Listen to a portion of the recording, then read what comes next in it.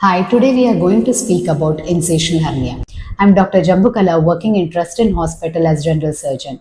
Have you noticed any bulge near your previous scar? Yes, it could be incisional hernia.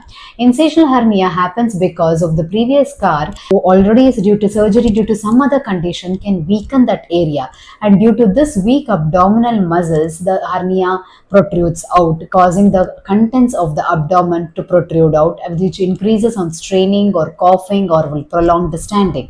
When treated early, the incisional hernia has no much complications, but if you delay and by postponing it because you have less symptoms, it can go to strangulation or obstruction leading to emergency surgery.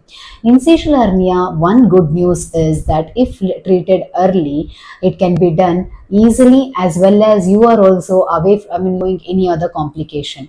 But when left untreated, it can go to obstruction or strangulation, which becomes an emergency surgery. So get treated early so that you will avoid the complications. Thank you.